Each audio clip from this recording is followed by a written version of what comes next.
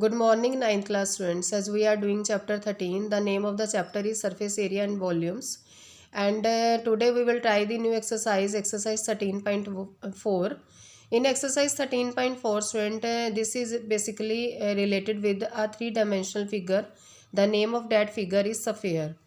A sphere is made up all points in the space. Sphere जो है space में जो points हैं उनसे मिलकर बनता है. और यहाँ लिखा है कि which lie at a constant distance called the radius from a fixed point called the center of the sphere. Sphere के अंदर एक फिक्स पॉइंट है जिसको सेंटर बोला जाता है स्फीयर का, और एक फिक्स पॉइंट से स्फीयर की बाउंड्री, जैसे यहाँ पॉइंट पी दिया है जो स्फीयर के ऊपर लाई कर रहा है वो पॉइंट, वहाँ तक एक जो डिस्टेंस है फिक्स पॉइंट से लेकर उसको बोला जाता है, डेट इज़ कांस्टेंट होता है वो, और वो होता है रेडियस. तो हम स्फीयर का मीनिंग समझ गए हैं कि आप अगर एक इमेजिन करें तो स्फीयर में हम एक बॉल ले सकते हैं कि बॉल जो होती है वो स्फीयर शेप में होती हैं. तो ये जो स्फीयर है इसका भी अपना ओन वॉल्यूम और कट सरफेस एरिया होता है. जो वॉल्यूम है वो होता है 4/3 pi R cube, where R is a radius. And जो कर्व सरफेस एरिया और जो टोटल सरफेस एरिया होता है स्फीयर का वो एक ही वे में लिया जाता है, that is 4 pi r square. तो मीन्स कि ये कर्व्ड सरफेस एरिया इसलिए क्योंकि स्फीयर जो है वो एक कर्व फॉर्म में ही होता है, तो इसलिए इसका curved surface area find out किया गया है 4 पाई आर स्क्वायर. इसी तरह से हेमिस्फीयर होता है. हेमिस्फीयर आप मतलब समझ गए कि जो स्फीयर का हम हाफ पार्ट लेंगे तो वो क्या हो जाएगा, हेमिस्फीयर. तो उन्होंने हेमिस्फीयर हो गया. तो हेमिस्फीयर में मैंने डेफिनेशन लिखी है कि a plane through the centre of a sphere cuts it into 2 equal parts. मतलब एक प्लेन जो है वो स्फीयर के सेंटर से इसको कट करता है तो वो 2 इक्वल पार्ट्स में इसको डिवाइड करता है, और जो दोनों इक्वल पार्ट्स है दोनों पार्ट्स को ही क्या बोला जाता है, हेमिस्फीयर. तो हेमिस्फीयर का जो वॉल्यूम है वो क्या होगा, अगर स्फीयर का वॉल्यूम 4/3 पाई आर क्यूब है तो हेमिस्फीयर का वॉल्यूम होगा 2/3 पाई आर क्यूब. और जो इसका कर्व्ड सरफेस एरिया है, जितना कर्व्ड सरफेस एरिया हमारा फुल स्फीयर का है that is 4 pi r square, तो हेमिस्फीयर का जो कर्व्ड सरफेस एरिया होगा वो उसका आधा 2 पाई आर स्क्वायर होगा. अब जो टोटल सरफेस एरिया हम इसमें ले सकते हैं, क्योंकि टोटल सरफेस एरिया कहता है कि ये एक तो कर्व्ड वाले पार्ट को लेता है, इस पार्ट को, प्लस ये जो ऊपर वाला सर्कुलर पार्ट है वो उसको लेकर चलेगा. तो ये क्योंकि ये सभी सरफेसेस को काउंट करेगा, तो एक सरफेस इसने ये लिया जो कर्व्ड में है और एक वो है जो ऊपर सर्कुलर पार्ट में है. तो curved surface area plus area of base, ये बेस ही हो गया ऊपर वाला.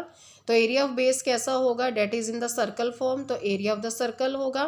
तो कर्व्ड सरफेस एरिया जो है वो 2 पाई आर स्क्वायर है, एरिया ऑफ द बेस हो गया पाई आर स्क्वायर, दोनों को मिलाया प्लस किया तो आया 3 पाई आर स्क्वायर. तो जो टोटल सरफेस एरिया होता है वो क्या होता है, इसका 3 पाई आर स्क्वायर, किसका, हेमिस्फीयर का. तो ये तो थे आपके पास दोनों फॉर्मूले. अब उससे रिलेटेड हम करेंगे क्वेश्चन. एक्सरसाइज 13.2 सिर्फ हमें सरफेस एरिया ऑफ स्फीयर को ही हमें इसमें फाइंड आउट करना है. तो हम इस एक्सरसाइज में क्वेश्चन नंबर 1 करते हैं. In question number 1 we have given that कि find the surface area of a sphere of radius. First part है 10.5 सेंटीमीटर, सेकेंड पार्ट है 5.6 सेंटीमीटर, और एक थर्ड पार्ट भी है इसका 14 सेंटीमीटर जो आपने सेल्फ सॉल्व करना है. मैंने ये दोनों पार्ट सॉल्व कर दिए हैं. इसमें दिया है कि क्वेश्चन नंबर 1 का फर्स्ट पार्ट है कि 10.5 सेंटीमीटर, रेडियस है 10.5 centimetre. Surface area of the sphere आपको पता है क्या होता है, 4 पाई आर स्क्वायर. तो 4 आपने लिखा, पाई की वैल्यू 22/7, आर की वैल्यू 10.5 है, क्योंकि आर स्क्वायर है तो आर आपने 2 टाइम्स लिखना है, 10.5 मल्टीप्लाइड बाई 10.5. मैंने इसकी कटिंग की है प्रॉपर टेबल पर, जो भी अप्रोप्रिएट टेबल है.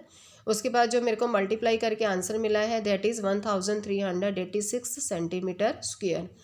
नेक्स्ट है आपके पास surface area of sphere. Next वाला था ये 5.6 सेंटीमीटर यूनिट को लेकर करना है. तो मैंने 5.6 को लेकर किया, मैंने इसको सॉल्व किया और मेरे पास जो आंसर आया डेट इज़ 394.24 सेंटीमीटर स्क्वायर.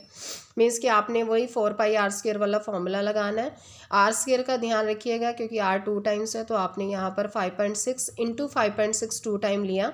मैंने पॉइंट हटाकर नीचे डेसिमल को हटाकर 10 लगाया, यहाँ भी डेसिमल हटाया 10 लगाया, और उसके बाद मैंने इसको कटिंग करके अप्रोप्रिएट टेबल पर और मल्टीप्लाई किया तो मेरे पास ये आंसर आ गया. नेक्स्ट है आपके पास क्वेश्चन नंबर 2 आपको गिवन है, find the surface area of a sphere of diameter.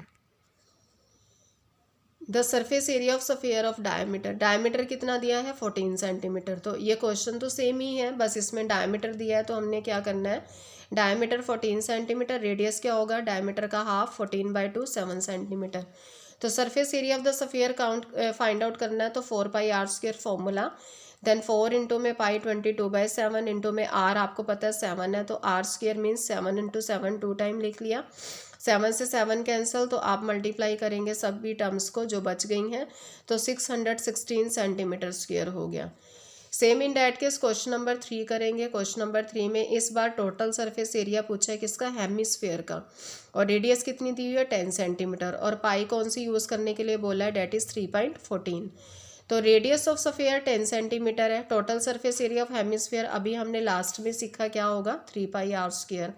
तो 3 इंटू में पाई की वैल्यू 3.14 जो दी है वो यहाँ पर लगा दी, पॉइंट हटाया, आपने नीचे क्या लगा दिया, डेट इज़ 100, आपने 2 जीरो से ये दोनों जीरोस कैंसिल की, तो आपका जो रिक्वायर्ड आंसर आया है डेट इज़ 3 इंटू में 314 करेंगे तो आपके पास आ जाएगा 942। तो ये 100 आप यहाँ से हटा दीजिएगा, 3 को 314 से मल्टीप्लाई किया, डेट इज़ 942। अब नेक्स्ट है क्वेश्चन नंबर 4। ये क्वेश्चन नंबर 4 हम बुक में देखते हैं, बुक में क्या गिवन है। बुक में हमें गिवन है कि radius of a spherical balloon, एक स्फेरिकल बैलून दिया है, increases from 7 centimetre to 14 centimetre. मतलब कि एक बैलून है, अगर हम उसको फुलाते हैं तो उसकी रेडियस में जो है वो डिफरेंस आना शुरू होगा। अगर उसको थोड़ा सा कम फुलाया है और उससे ज़्यादा फुलाते हैं तो उसमें जो इंक्रीमेंट हुई है रेडियस में वो कितनी होगी, 7 सेंटीमीटर से 14 centimetre. As air is being pumped into, find the ratio of the surface area of the balloon in the 2 cases. Means इसमें एयर को भरा गया है बैलून के अंदर। Then find the ratio of the surface area of the balloon in 2 cases. तो हमने दोनों केसेस में रेशियो फाइंड आउट करना है। तो फर्स्ट केस कहता है कि रेडियस 7 है, तो surface area of the balloon क्या होगा 4πr²। देन 4 इंटू में पाई को पाई रख लीजिए या 22/7 लिख दीजिए, इंटू में 7 इंटू 7। तो आपके पास मैंने इसको एज इट इज़ रख लिया। देन व्हेन आर जो मेरे पास इंक्रीमेंट जो रेडियस में है उसको मैंने बड़े आर से डिफरेंस को बता दिया। R is equal to 14 centimetre, पहले स्मॉल आर था वो 7 सेंटीमीटर था। Surface area of the balloon क्या होगा 4πr²। तो 4 इंटू में इस बार मैंने पाई को लिख दिया 22/7, आप यहाँ भी पाई को 22/7 लिख सकते हैं, इंटू में 14 इंटू में 14। Then required ratio of the surface area of the balloon, मैंने इनको मल्टीप्लाई नहीं किया क्योंकि मुझे दोनों को रेशियो में लेना था। तो मैंने 4 इंटू में जो फर्स्ट रेशियो है स्मॉल आर है जिसमें, उसको मैंने ऊपर रख दिया, और जो बड़े आर वाला जो सरफेस एरिया था उसको मैंने नीचे डिनोमिनेटर में रख दिया। 22/7 से 22/7 कैंसिल, 4 से 4 कैंसिल, 7 1 जा 7 2 जा 7 1 जा 7 2 जा, then 1 1 जा 1, then 2 2 जा 4, means 1:4 is the required answer. तो स्टूडेंट ये मैंने 4 क्वेश्चन किए हैं इस एक्सरसाइज के। Thank you and have a nice day.